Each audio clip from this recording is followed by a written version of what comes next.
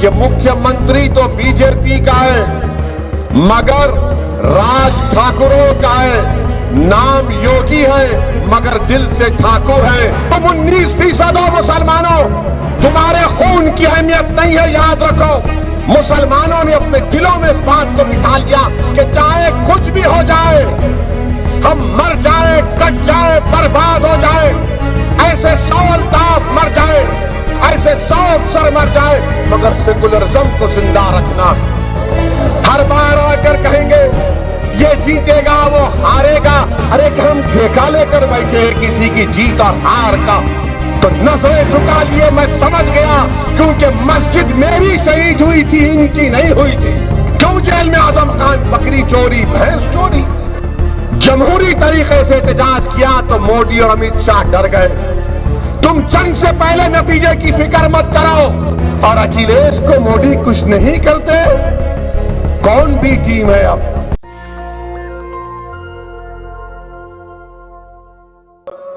हमारा इस विधानसभा के चुनाव में इलेक्शन लड़ना, एक ही हमारा मकसद है कि उत्तर प्रदेश के मुसलमानों को उनका हिस्सा मिले। हमारी लड़ाई हिस्सेदारी की लड़ाई है और हमको अपना हिस्सा हासिल करना है। मजलिस इत्तेहादुल मुस्लिमीन यही चाहती है कि उत्तर प्रदेश में मुस्लिम अक़लियत की 19% आबादी है और इस 19% आबादी को ये जरूरी है कि वो अपनी लीडरशिप को बनाए। लड़ाई हिस्सेदारी की है, लड़ाई समझौते की नहीं है, लड़ाई अपने मफादात को बेचने की नहीं है, बल्कि अपने मफादात के तहफ़्फ़ुज़ की लड़ाई है। लड़ाई मुसलमानों के हक की लड़ाई है, लड़ाई मुस्लिम वोटों को बेचने की नहीं है। जो बरसों से मुस्लिम वोट को बेच रहे हैं, मैं उन दलालों से कह रहा हूं कि अब तुम मुस्लिम वोट को नहीं बेच सकोगे। हम अपने हक की लड़ाई लड़ रहे हैं, हिस्सेदारी की लड़ाई लड़ रहे हैं, हम अपनी लीडरशिप को बनाने की लड़ाई लड़ रहे हैं। मैं आज यहां पर सीसामाऊ की विधानसभा के उन तमाम लोगों से अपील करने के लिए आया हूं कि उत्तर प्रदेश की सियासत को आप मुझसे बेहतर जानते हैं। उत्तर प्रदेश की सियासत में हर समाज ने अपनी एक लीडरशिप को बना ली। अगर यादव समाज है तो यादव समाज समाजवादी पार्टी से पूरी तरीके से वाबस्ता हो चुका है। यादव समाज का उत्तर प्रदेश में 9% के करीब उनकी आबादी है। मुलायम सिंह यादव को मुख्यमंत्री बना दिया, फिर अखिलेश यादव को बना दिया। आप वहीं पर चले जाइए, बहुजन समाज जाटवाओं ने बहन मायावती को अपना नेता बनाया और उनको मुख्यमंत्री बनाया। ये बात बिल्कुल सच है कि जब कभी भी समाजवादी पार्टी की सरकार बनती है, उत्तर प्रदेश के हर थाने में कम से कम 2 ऑफिसर्स यादव समाज के तकर्रुर हो जाते हैं।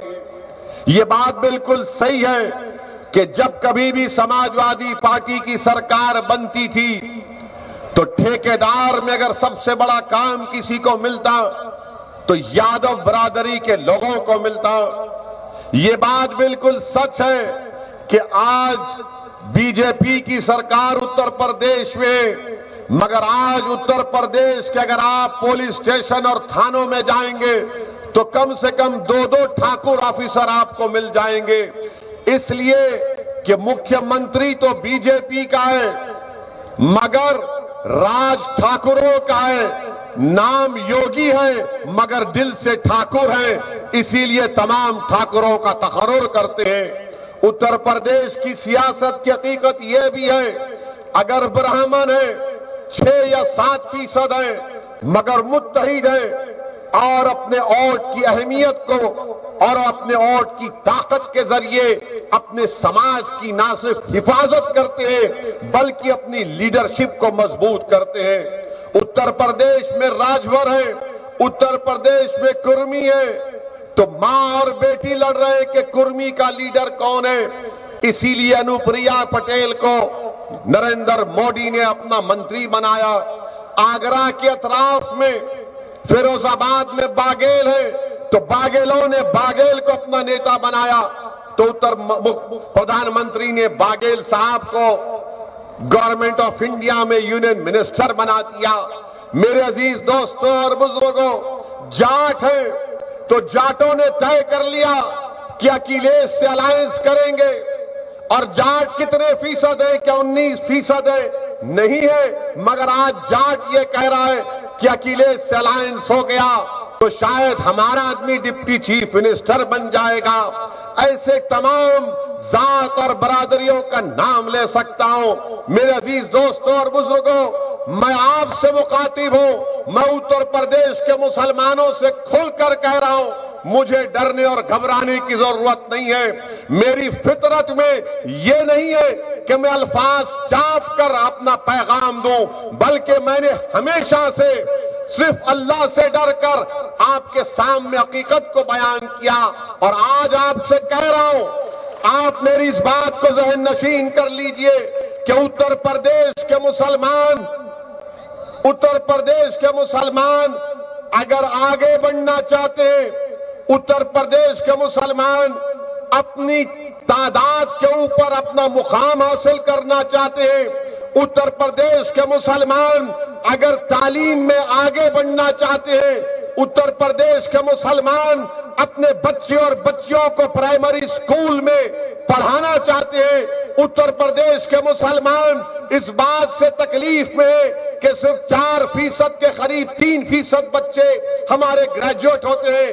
तो याद रखो उत्तर प्रदेश के मुसलमानों, अगर तुमको शिकायत है नाइंसाफी की, अगर तुमको इस बात की तकलीफ है कि कानपुर में तुमने तारीख साज CAA कानून के खिलाफ एहतजाज किया, मगर हमारे 3 मुसलमान पुलिस की गोली से मारे गए, हमारे घरों पर आकर पुलिस ने डंडों से हमारी गाड़ियों के शीशे तोड़े। बताओ, अगर तुम्हारा कोई नेता होता, तुम्हारी कोई क़ियादत होती, तो क्या इस तरह का कोई जुल्म तुमसे कर पाता? एक और मिसाल आपको दे रहा हूं, यही कानपुर के गुप्ता साहब गोरखपुर की पुलिस ने उनको मार दिया, गुप्ता साहब की मौत हो गई। CAA का कानून के खिलाफ तुमने एहतजाज किया, पुलिस फायरिंग में 3 मुसलमान मर गए। बल्कि इसी साल अफसर नामी मैकेनिक को कानपुर में उसकी दुकान के सामने शराब में धुत लोगों ने उसकी दुकान के सामने पेशाब किया, तो अफसर ने कहा मत पेशाब करो, तो जालिमों ने अफसर पर गाड़ी चढ़ाकर उसको मार दिया। गुप्ता साहब का गोरखपुर की पुलिस मारती है, तो गुप्ता से मोहब्बत इतनी है अखिलेश को और योगी आदित्यनाथ को कि अखिलेश योगी और दोनों मिलकर अखिलेश गुप्ता साहब के परिवार के पास जाकर मिलते हैं और मिलकर गुप्ता साहब की बेवा को 21 लाख का चेक देते हैं।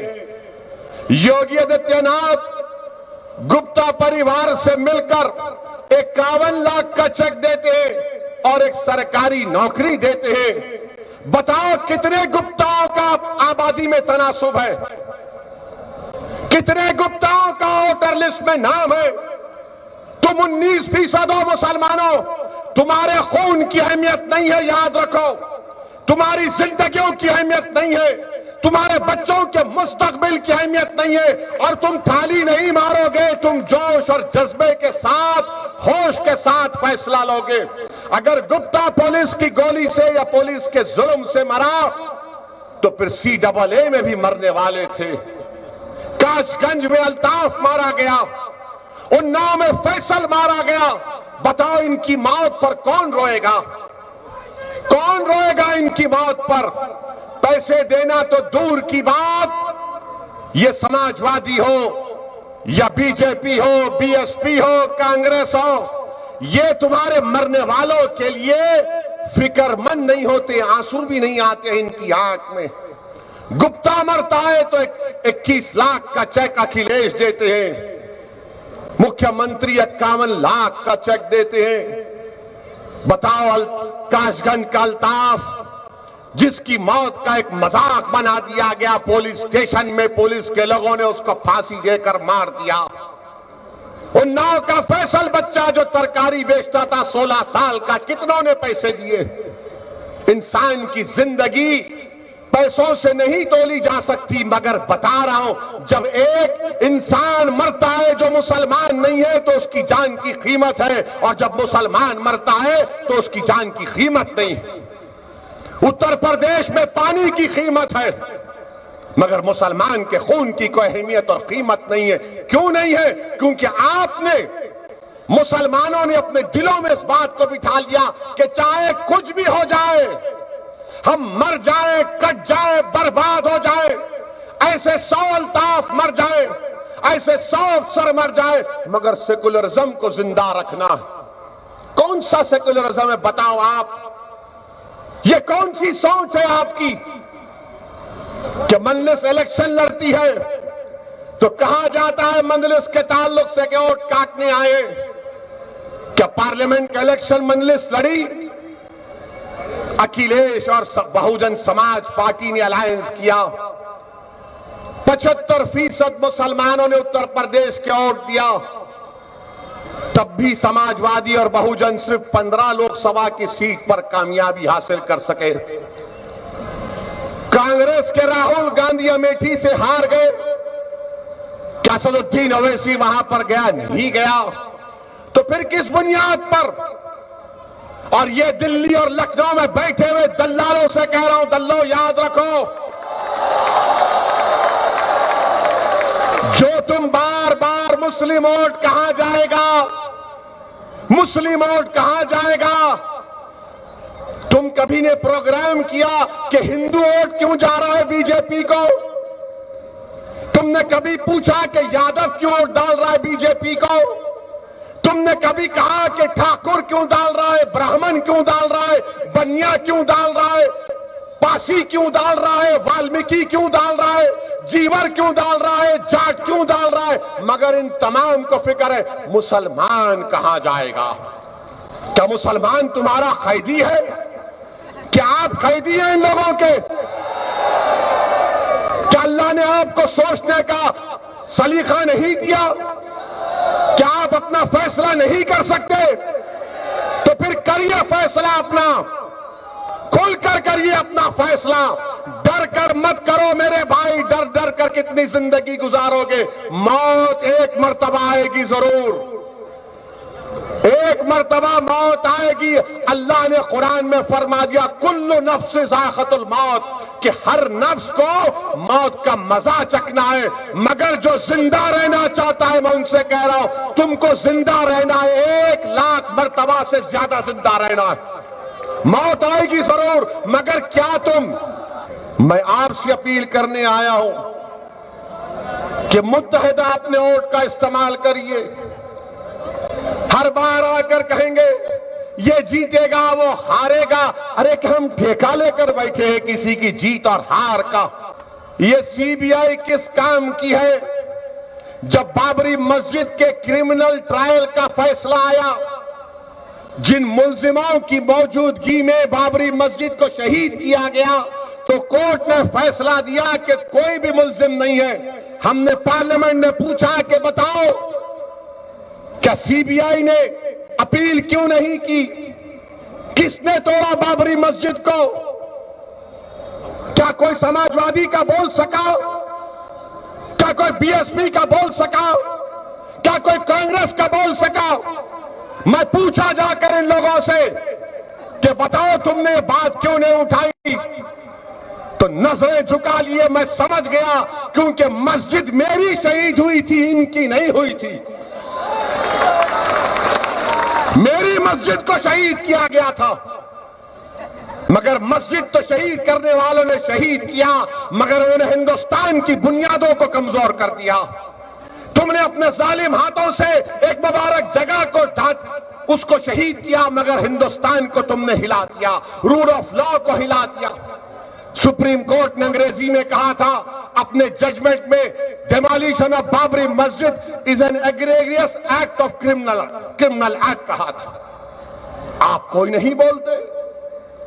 हमने पूछा पार्लियामेंट में, मैंने पूछा कि आजम खान के ऊपर मुकदमा कौन सा है, सीबीआई का या जो भी पुलिस ने मुकदमा आयद किया, कि आजम खान जो मंत्री थे उन्होंने लोगों का तकर्रुर किया, नौकरी दी, उनको जेल में डाल दिया। तो क्या अखिलेश यादव खामोश बैठे थे 5 साल, कुछ नहीं किया? एक मिनिस्टर है आजम खान थे, लोगों को नौकरी दी, उसके ऊपर केस बुक हो गया, तो क्या अखिलेश यादव कुछ नहीं किए? इतना बड़ा बड़ा रोड बनाए, हर काम बोलते मैंने किया, तो फिर आजम ने क्या किया था? आजम खान जेल में है और अखिलेश यादव बाहर कैसे, बताओ? तो मालूम हुआ कि सीबीआई, नरेंद्र मोदी की सीबीआई सिर्फ मुसलमानों के खिलाफ इस्तेमाल होती है, अखिलेश के खिलाफ नहीं इस्तेमाल होती। मैं जानता हूं कि मेरी इस जुमले के बाद, मेरे इस तकरीर के बाद समाजवादी के लोग बड़े तड़पेंगे, रात में नींद नहीं आएगी। जवाब दो मेरी इस बात का तुम लोग। आजम खान जेल में क्यों है, बताओ? क्यों जेल में आजम खान? बकरी चोरी, भैंस चोरी।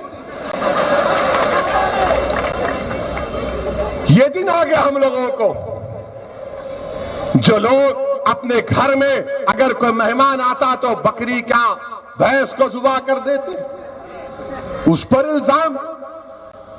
मेरे अजीज दोस्तों और बुजुर्गों, ये होती है ताकत आपकी कि पार्लियामेंट में सिर्फ 2 मंजलिस के एमपी हैं, मैं और इम्तियाज जलील। मगर अल्लाह का करम है कि अल्लाह ने हमारी जबानों में तासीर दी, अल्लाह ने हमारे दिमाग को खुला रखा, अल्लाह ने हमको मरूब नहीं किया इन जालिम हुकूमतों से। हम बेखौफ होकर मसाइल का बयान करते हैं। यही काम आपको उत्तर प्रदेश में करना है। मुख्यमंत्री कौन बनेगा उसकी फिक्र नहीं है। मैं ये चाहता हूं कि मुसलमान का लीडर कौन बनेगा, हम बनाएंगे मुसलमानों का लीडर इंशाअल्लाह। जब हर समाज का लीडर है तो मुस्लिम समाज का लीडर क्यों नहीं होगा? हर समाज का नेता है, क्यों नहीं होगा? आसिम वक़ार ने कहा कि डिप्टी चीफ मिनिस्टर, बोलो अखिलेश तुम मुसलमान को डिप्टी चीफ मिनिस्टर बनाओगे डिप्टी चीफ मिनिस्टर? अगर तुमको सत्ता मिलती है तो क्या तुम डिप्टी सीएम बनाओगे? नहीं बनाओगे। किसको बनाएंगे? जाट को बनाएंगे। किसको बनाएंगे? जाट को बनाएंगे। ये तय हो गया। मगर मुसलमान 19% में उससे कहेंगे कि तुम अभी रुक जाओ, बीजेपी को हराना है। अरे क्या बीजेपी को हम नहीं हरा सकते? क्या सीसामाओ से मजलिस का उम्मीदवार क्यों नहीं कामयाब हो सकता इंशाअल्लाह ताला? क्या हम बीजेपी को नहीं रोक सकते? CAA का कानून अगर आज भारत में रुका हुआ है, अमित शाह और मोदी परेशान है CAA कानून पर, तो भारत के मुसलमानों के एहतजाज की वजह से डरे हुए हैं। ये इन सियासी पार्टियों ने क्या किया? समाजवादी ने, कांग्रेस ने, हमने अपना खून बहाया। अलीगढ़ मुस्लिम यूनिवर्सिटी में बच्चे का हाथ कट गया, जामे मिलिया में बच्चे की आंख चले गई, लाठियां बरसाना पड़ा। दिल्ली के फसादात में हमारे घरों को जला दिया गया, 19 मसाजिद को नुकसान या जला दिया गया। अरे तुम्हारा क्या नुकसान हुआ? हमने एहतजाज किया, जमहूरी तरीके से एहतजाज किया, तो मोदी और अमित शाह डर गए। जब तुम डर को निकालोगे अपने दिलों से उत्तर प्रदेश के मुसलमानों, तुम्हारी क़यादत उसी दिन बन जाएगी। तुम जंग से पहले उत्तर प्रदेश के मुसलमानों, मैं तुमसे कह रहा हूं, भीख मांग रहा हूं, तुम जंग से पहले नतीजे की फिक्र मत करो। 60-65 साल हो चुके हैं, तुमने क्या हासिल किया बताओ? 19% की आबादी, 28% उत्तर प्रदेश की जेलों में मुसलमान हैं। अतीक अहमद के भी औलाद है, बड़ा बेटा गैब है। एक बहन हमारी तकलीफ से अपने शौहर की खत को पढ़ रही है। गुजरात की जेल में अतीक अहमद को रख दिया गया। हम अहमदाबाद गया, मैं मिलना चाहता था अतीक साहब से, तो गुजरात की सरकार ने, बीजेपी ने कहा कि ओवैसी नहीं मिल सकते। मेरे अजीज दोस्तों और बुजुर्गों, इस नाइंसाफी को खत्म करना है। अगर आप इसी तरह सोचते रहेंगे कि कैसा होगा, क्या होगा, याद रखो, शैतान हर नेक काम करने से पहले इंसान को डराता है।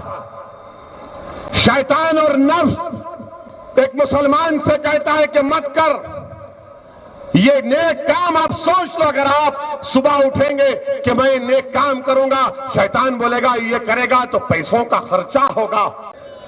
और अखिलेश को मोदी कुछ नहीं करते।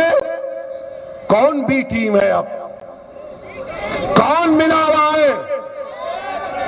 सरकार तुम्हारी थी, तुमने बहुत से काम किए। तुमने दूध भी घर लेकर चले गए, मलाई भी खा लिए, दही भी खा लिए, सबको खा लिया तुमने, मगर जेल में आजम है और कोई सीबीआई इंक्वायरी इन पर नहीं है। मोदी जी, आपका अखिलेश का क्या रिश्ता है? ये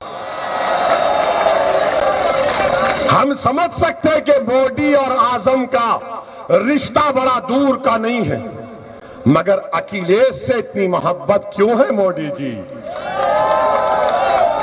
हम इलेक्शन लड़ रहे हैं तो वोट काटने आ रहे हैं। मुलायम सिंह यादव 2019 में पार्लियामेंट में खड़े होकर मोदी की मौजूदगी में कहा कि मैं उम्मीद करता हूं कि तुम दोबारा इस देश के प्रधानमंत्री बन जाओ, मैं तुमको आशीर्वाद दे रहा हूं।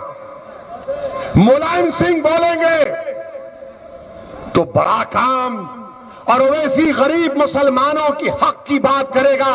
वोट काटने आया है। आपके घर में शादी है, मोदी आते हैं, मगर हम मुसलमान को नेता बनाना चाहते हैं तो आप हम पर इल्जाम लगाते हैं। मेरे अजीज दोस्तों और बुजुर्गों, ये इनका दोहरा चेहरा आपको देखना है। कोई अलायंस करे या ना करे, मुझे उसकी फिक्र नहीं है। मैं एक दीवाना हूं, मैं मन चलाऊं।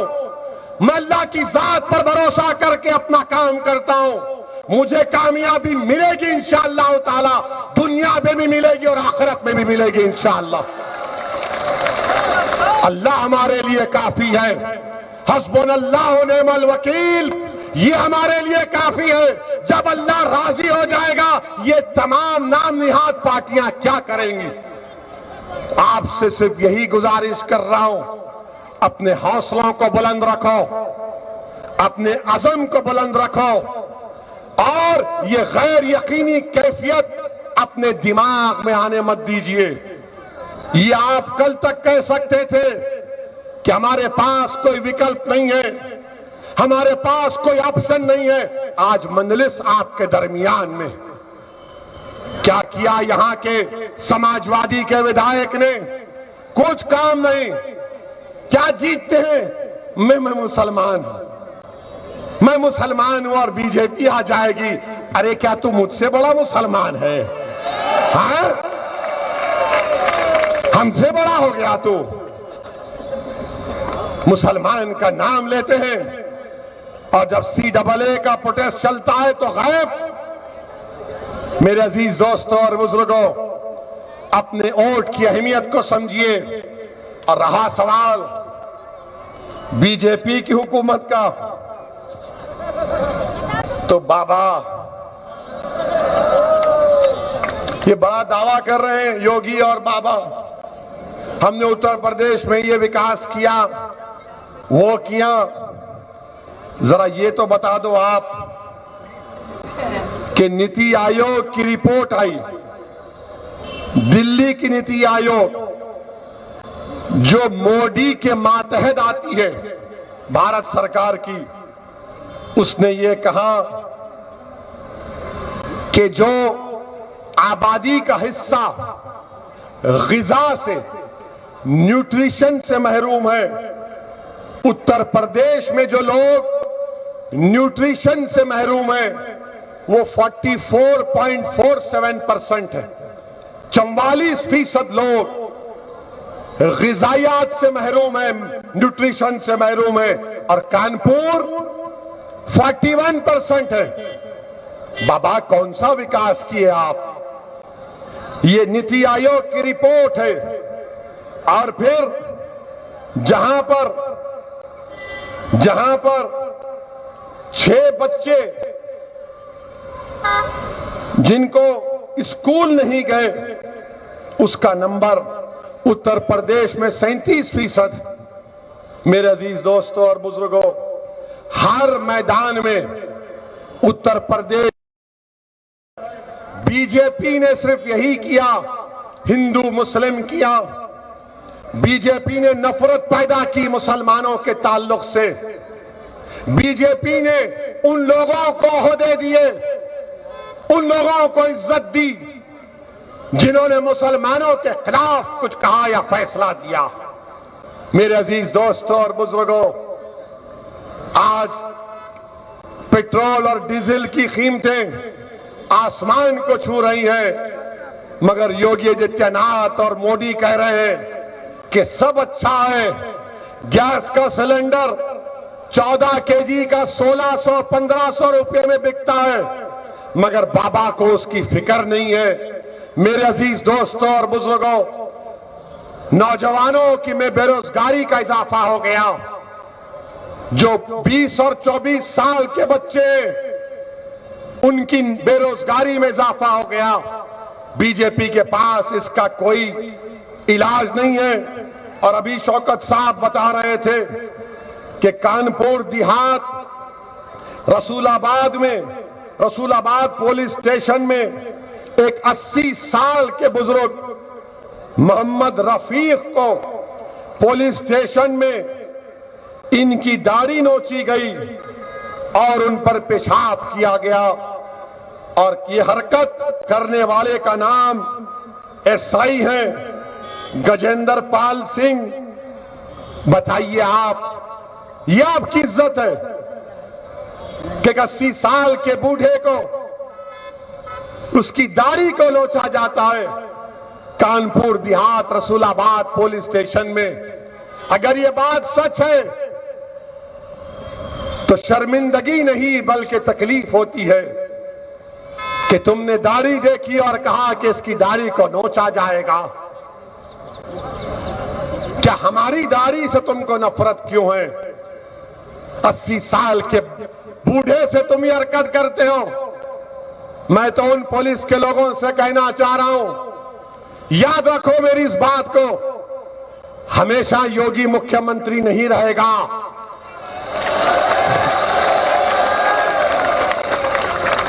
हमेशा मोदी प्रधानमंत्री नहीं रहेगा। और हम मुसलमान वक्त के एतबार से खामोश जरूर हैं, मगर याद रखो हम तुम्हारे जुल्म को भूलने वाले नहीं हैं। हम तुम्हारे जुल्म को याद रखेंगे। अल्लाह अपनी ताकत के जरिए तुमको निस्तो नाबूद करेगा इंशाअल्लाह ताला। और हम याद रखेंगे, हालात बदलेंगे। जब कौन बचाने आएगा तुमको? जब योगी अपने मठ में चले जाएंगे,